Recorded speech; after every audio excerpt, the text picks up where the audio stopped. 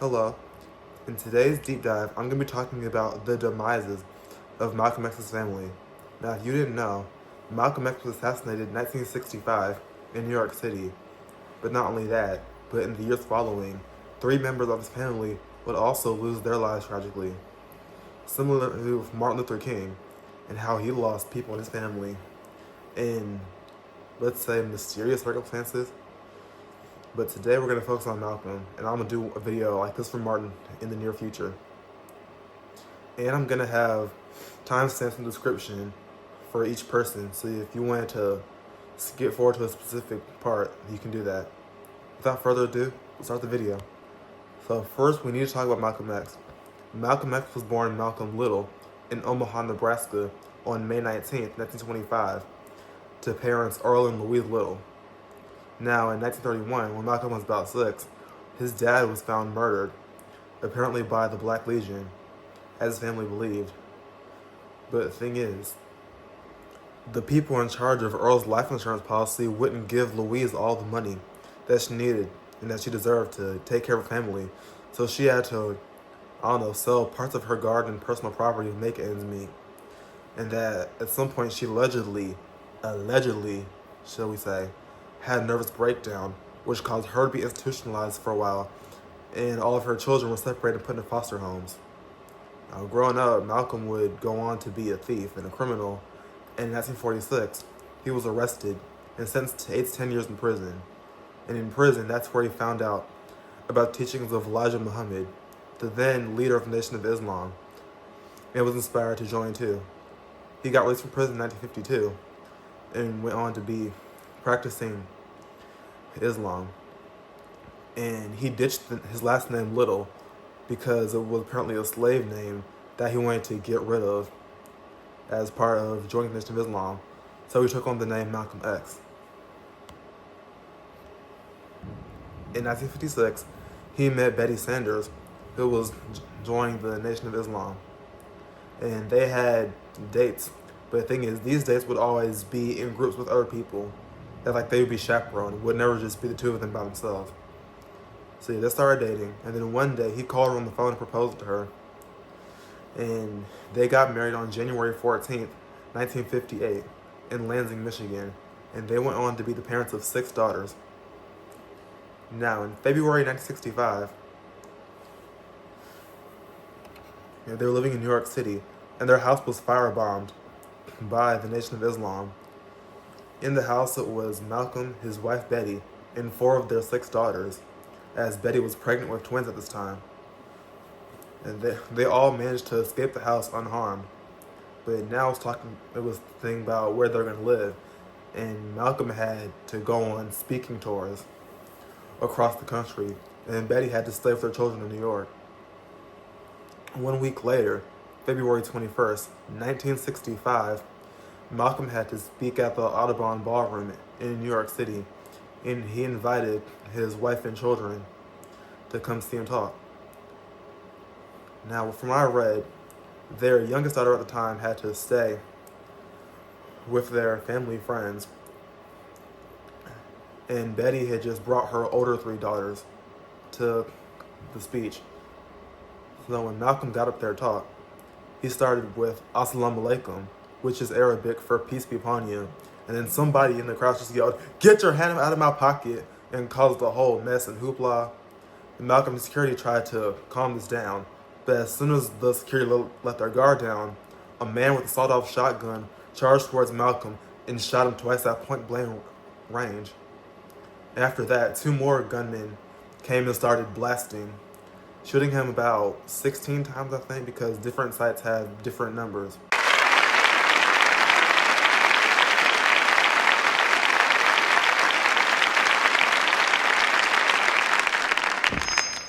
Assalamu alaikum. Get your hand out of my pocket! Get your hand out of my pocket, nigga! Get your hands out of my pocket! Get your hand out! Brother, please, hold on. Calm down, please, brother. Oh my God, it's a bomb! Malcolm! Malcolm!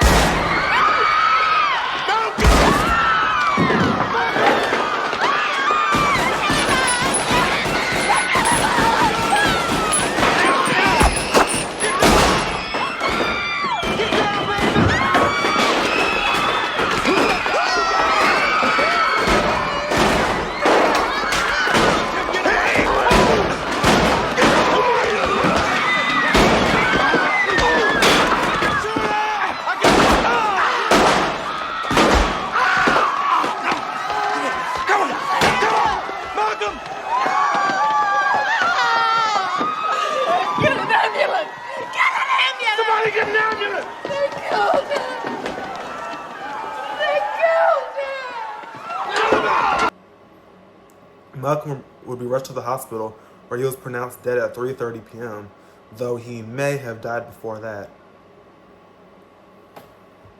One thing I forgot to mention is that in 1964, a year before his death, he actually left the Nation of Islam to become a Sunni Muslim with his family, and he took on the name Al-Hajj Malikah Shabazz, as in the same year, he made the Hajj to Mecca, which is something that every Muslim has to do at least once if they can, and they get the title Al-Hajj for doing that. Malcolm is currently interred at the Ferncliff Cemetery in Hartsdale, New York. The 3 gunmen that gunned him down were immediately caught and arrested and were sentenced to life in prison. Next we're going to talk about the death of his wife, Betty Shabazz. Now, before we talk about her death, we have to go back 2 years prior to it to talk about the events leading up to it. So actually, we're going to go, instead of 2 years, 3 years, to 1994, when she did a TV interview, and she was asked if the then leader of the nation, Louis Farrakhan, had anything to do with her husband's death, and she said yes, and that nobody kept it a secret, and actually used it as a badge of honor. Well, months later, in January 1995, her second eldest daughter, Ilyasah Shabazz, was arrested for allegedly hiring a hitman to assassinate Farrakhan.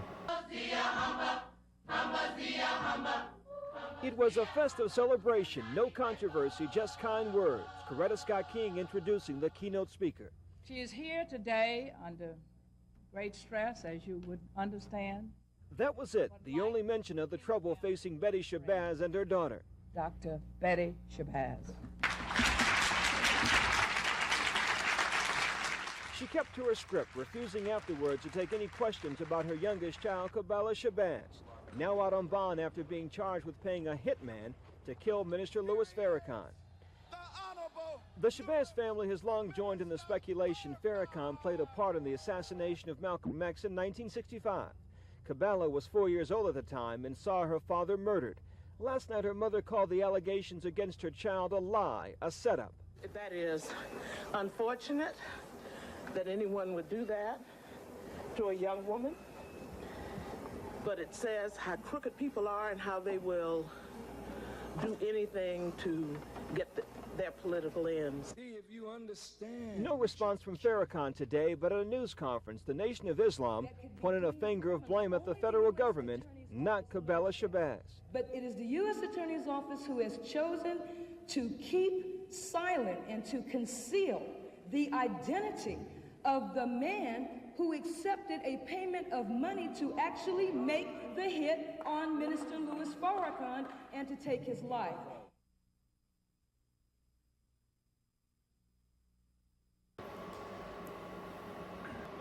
And Betty, not wanting her daughter to do life in prison, was told that she would have to meet with Farrakhan at the Apollo Theater in New York and reconcile with him. And she did this. Now, Kabila maintained her innocence, but respected the charges and was sentenced to undergo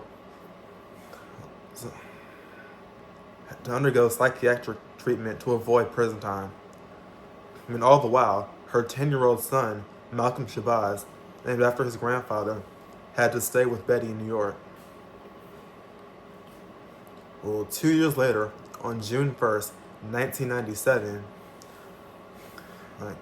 the then 12-year-old Malcolm Shabazz was tired of living with his grandmother and wanted to go back to Texas, where his mother Kabila was getting treatment, because he wanted to live with his mom.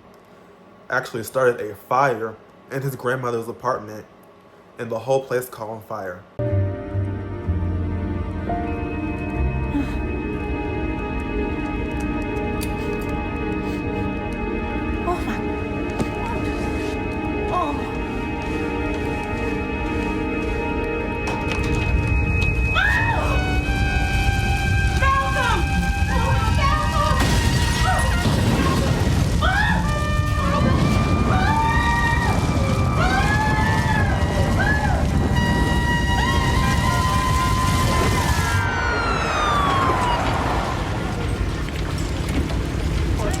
Hey, what are you doing? Don't stand there. You okay, kid? Are you okay? I saw him pulling her out on a stretcher. Saw who? My grandma. Grandma. She must have walked down the hall coming to look for me. I didn't think she was gonna do that. Come with me, kid. Are you gonna send me home now? It's gonna be okay. I didn't mean for Mama Betty to get hurt. We're gonna look into that, all right? I'm sorry. Now, he escaped, but Betty was stuck in the apartment and just left to burn. She was rushed to the Jacobi Medical Center in the Bronx, New York, with over 80% of her body badly burned in the fire.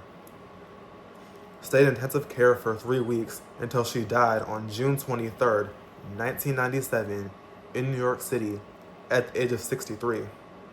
She's interred alongside her husband at the Ferncliff Cemetery in New York.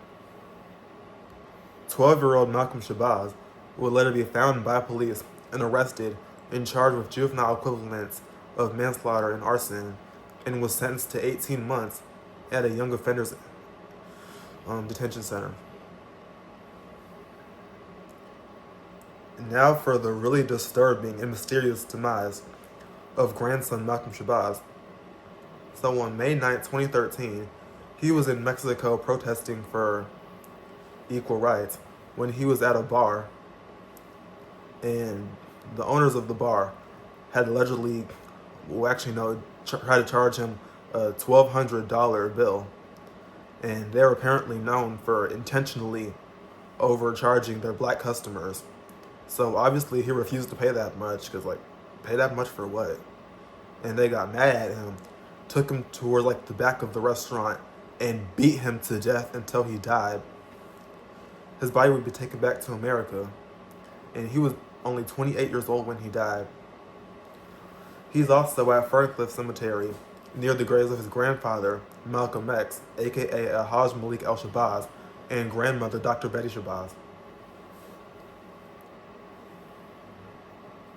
Now, the men in his death would also be arrested and convicted, but in recent years, they were released because there was apparently not enough evidence. Really, if there wasn't enough evidence then why were they ever convicted?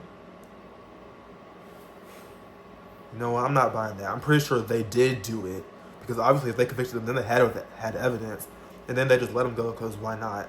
Because, of course, they killed a black person, so of course they'd be racist about it. Come on.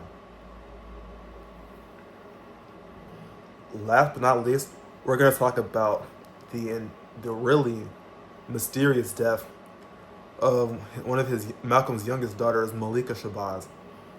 Now, Malikah Shabazz was one of the twins that Betty was still pregnant with when he was murdered. Now, Betty had to pick up pieces of her life and put it back together.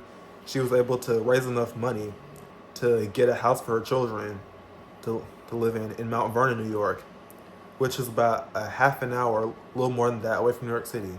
And she gave birth to twins Malikah and Malak in September 1965, about 7 months after Malcolm was murdered.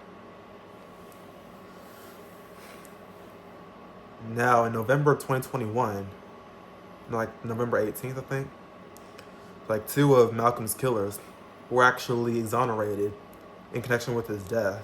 But then 4 days later, Malikah, then 56, was found dead in her New York City home.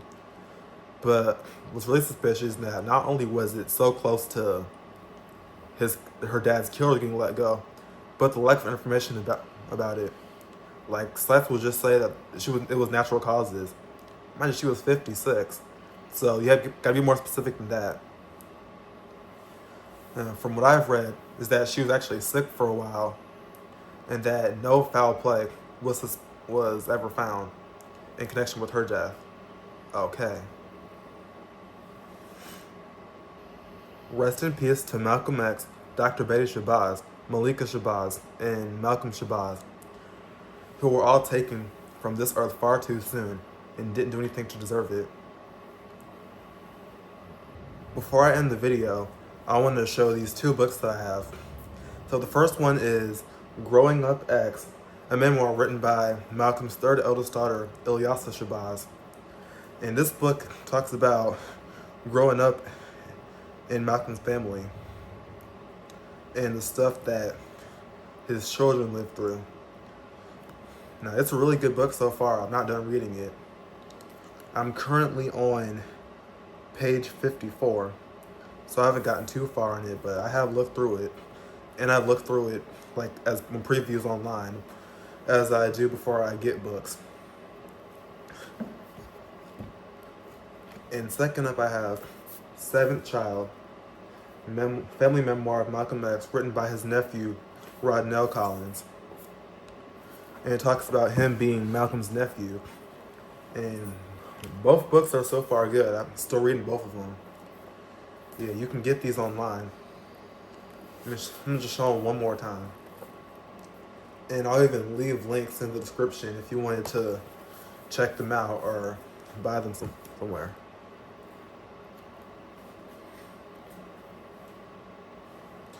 Alright, well that's the end of this video. If you like the video, be sure to like the video and subscribe to the channel so you can always be notified every time I post a new video.